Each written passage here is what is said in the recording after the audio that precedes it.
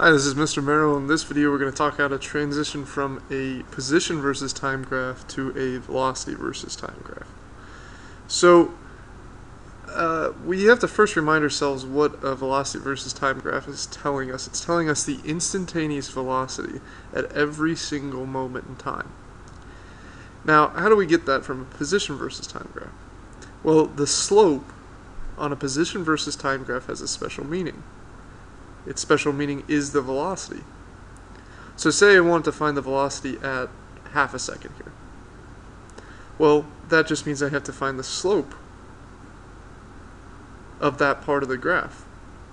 So the nice thing about constant velocity graphs is that this line has a constant slope. What I mean by that is if you look at this point, or this point, or this point, or this point, or this point, or any of the points along the segment of the graph, they all have the same slope. The slope is not changing in this portion of the graph. It's a constant velocity. So all we need to do is find the slope of this little chunk of the graph, and you can do that a couple ways. You can use your point slope formula, so you could find 2 points, like 0 seconds, -2 meters, and 2 seconds, 2 meters, and use your slope formula to do 2 meters minus -2 meters, so y2 minus y1, over 2 seconds minus 0 seconds, and that gives you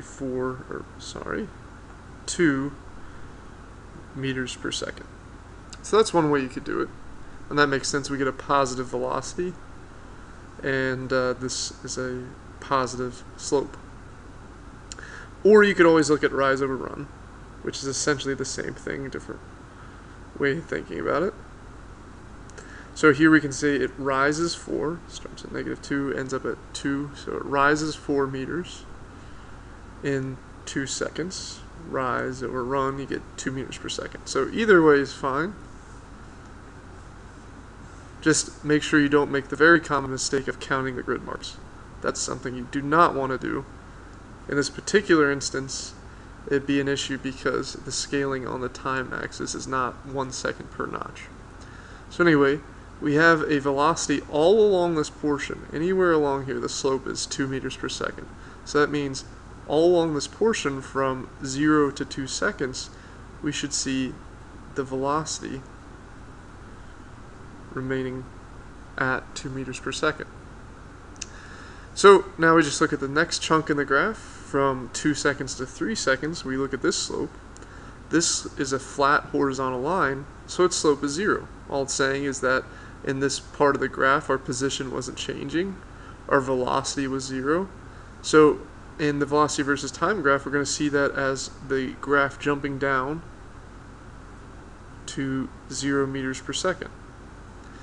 And we'll talk about this issue of the graph jumping when we get to acceleration.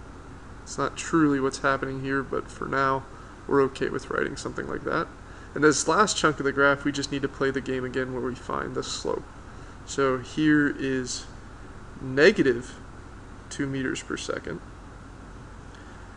in a time interval of 2 seconds.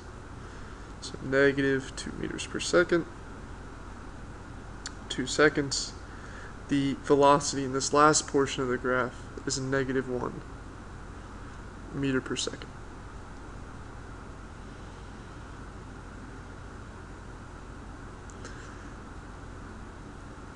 Okay, so the big thing to know is just you take the slope of each of these segments and graph them here, because the slope is the velocity, and this is a velocity versus time graph.